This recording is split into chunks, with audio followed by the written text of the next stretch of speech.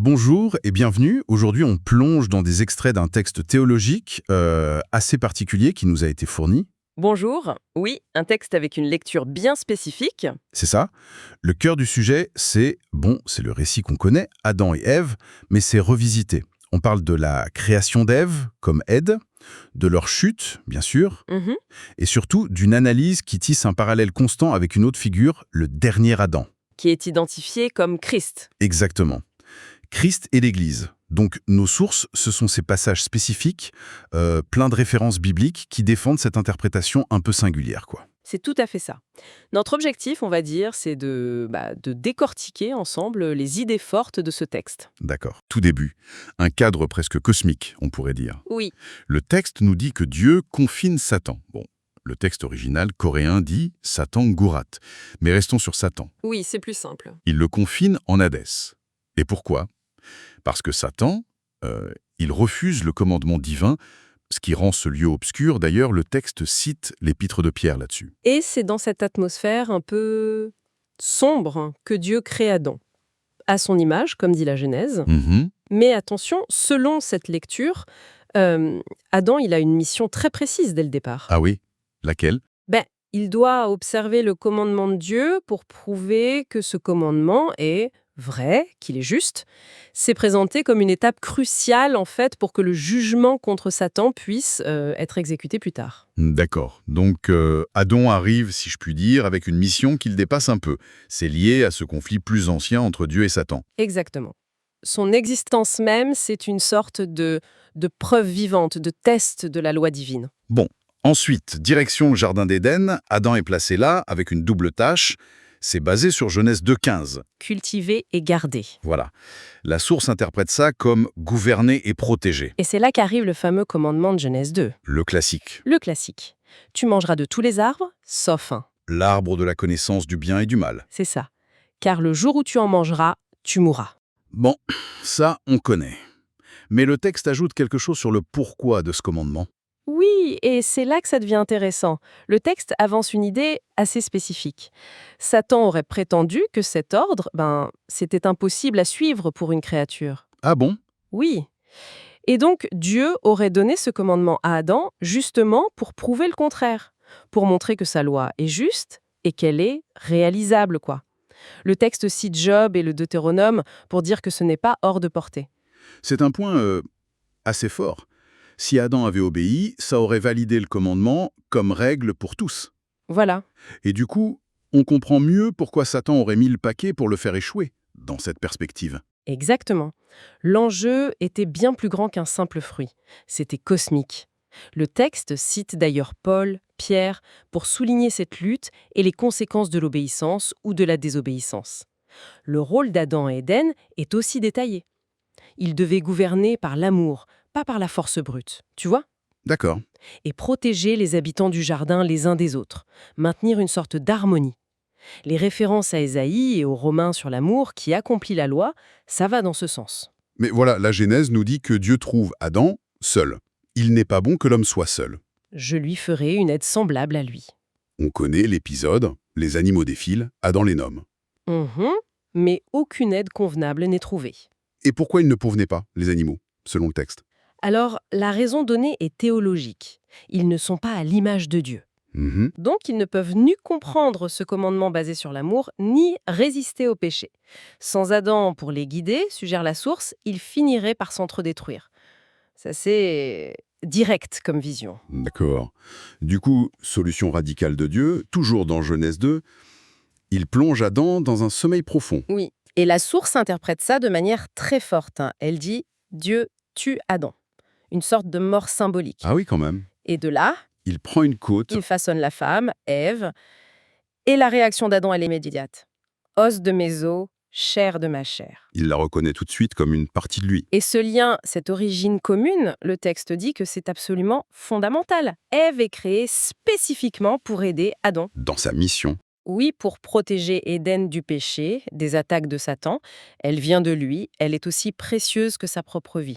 Genèse, Éphésiens, sur l'union homme-femme, sont cités pour renforcer cette idée d'unité profonde. Et c'est là qu'on bascule vraiment dans cette lecture typologique, c'est ça le terme? C'est ça, la typologie, voir des figures de l'Ancien Testament comme des annonces de ce qui vient après, avec Christ. Donc ici, le parallèle est constant entre ce premier couple, Adam et Ève. Et le dernier Adam, Christ et l'Église. C'est vraiment la clé de lecture de tout le texte. D'accord. Et quels sont ces parallèles exactement? Alors il y en a plusieurs, très précis. Premier point. Ève sort du côté d'Adam, endormie, sa mort symbolique, Oui. et l'Église, elle, naîtrait du dernier Adam mort sur la croix. Le texte cite les Galates, les Actes des Apôtres. Logique. Deuxième point. Deuxième point. Le dernier Adam, donc Christ, et l'Église sont tous les deux décrits comme étant à l'image de Dieu. Là, on cite 2 Corinthiens, 2 Pierre. D'accord. Troisième parallèle. Christ et l'Église fidèle, ensemble, portent la croix, gardent le commandement, triomphent de la mort. Et par là, ils prouveraient ensemble que le commandement initial était vrai et possible. Matthieu, 1 Corinthiens, Romains, Apocalypse sont cités ici. Et il y en a un dernier. Oui, enfin, l'Église est vue comme aidant le dernier Adam à exercer le jugement, notamment sur Satan et les anges déchus. Là, c'est 1 Corinthiens et l'Apocalypse qui sont appelés en renfort. Donc, si je résume la logique, Ève devait être le bras droit d'Adam à Éden, C'est l'idée, et de la même manière, l'Église devient le partenaire de Christ pour accomplir le plan divin. c'est tout à fait ça. Le texte va même plus loin. Il dessine une hiérarchie d'obéissance qui se reflète C'est-à-dire, Ève soumise à Adam, Adam soumis à Dieu. Et en parallèle, l'Église soumise à Christ, Christ soumis au Père. la tête et le corps, quoi. Exactement. Christ la tête, l'Église le corps, et ensemble ils doivent régner sur la création par l'amour. Jean, Éphésiens, l'Apocalypse sont utilisés pour décrire cette structure relationnelle.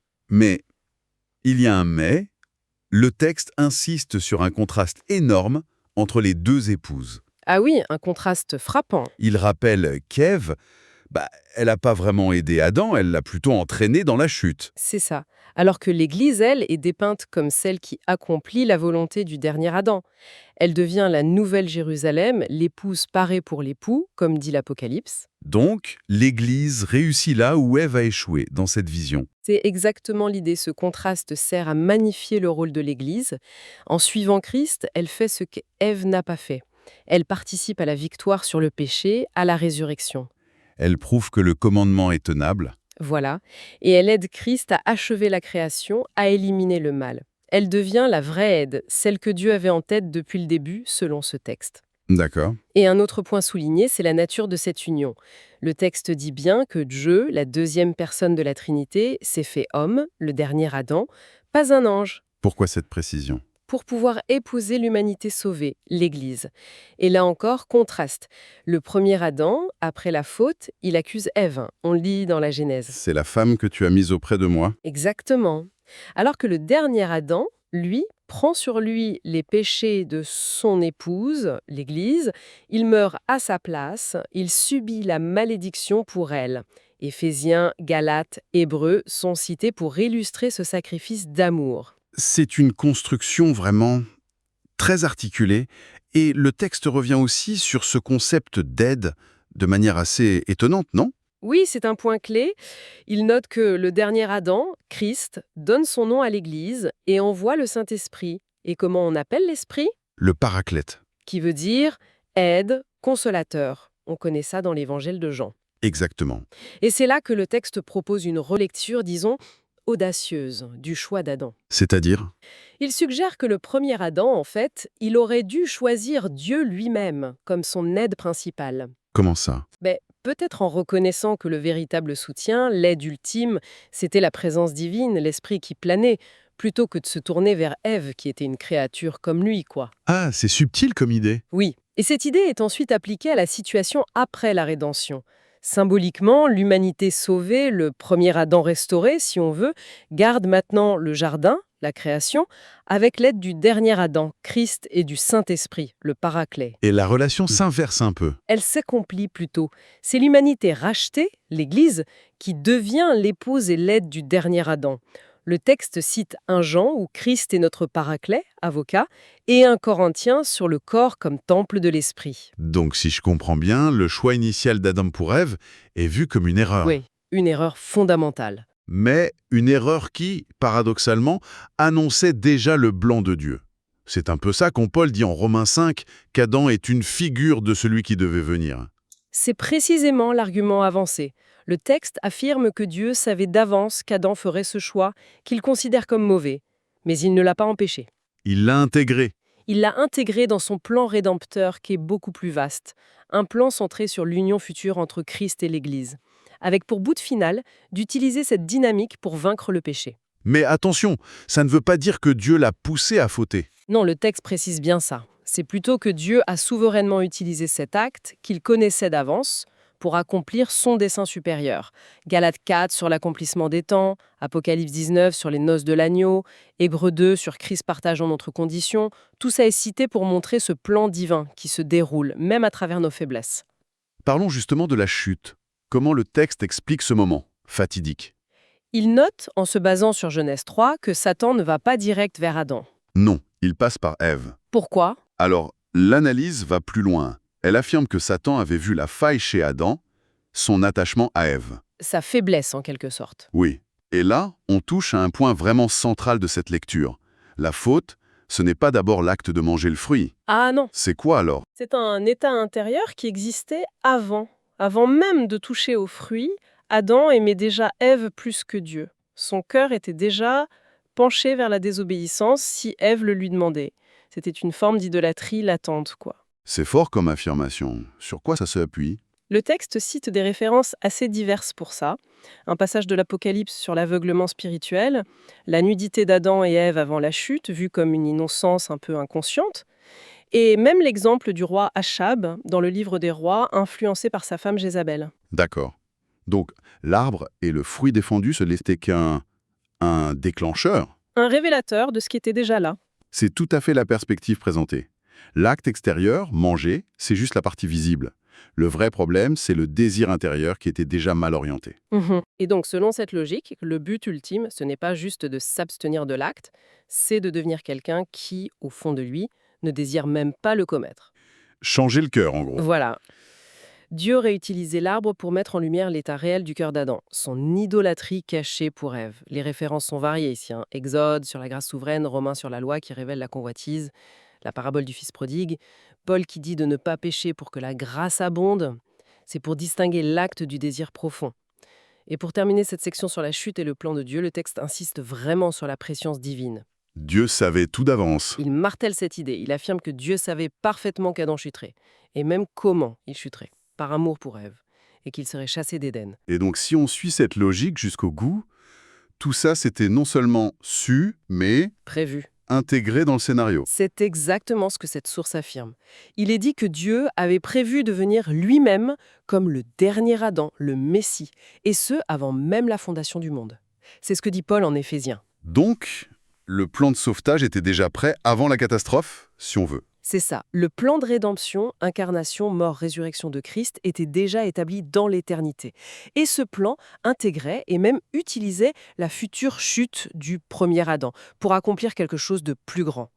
Les derniers passages cités, toujours d'Éphésiens, insistent sur ce mystère de sa volonté, décidée d'avance en Christ. Bon, alors, après ce parcours quand même assez dense, Oui, c'est dense. qu'est-ce qu'on retient de tout ça? Clairement, ce texte nous propose une lecture très construite, très systématique. Oui, très cohérente dans sa propre logique. De la Genèse à la rédemption, tout est lié par ce jeu de miroir entre Adam, Ève et Christ, Église. Et les thèmes qui reviennent tout le temps, c'est le commandement, l'amour juste ou idolâtre, l'obéissance et ce rôle clé de l'aide. Ce qui est vraiment frappant, c'est la manière dont chaque détail du récit initial, la côte d'Adam, la nature du commandement, la dynamique de la chute elle-même, est relue, réinterprétée à travers le prisme de ce plan divin éternel centré sur Christ.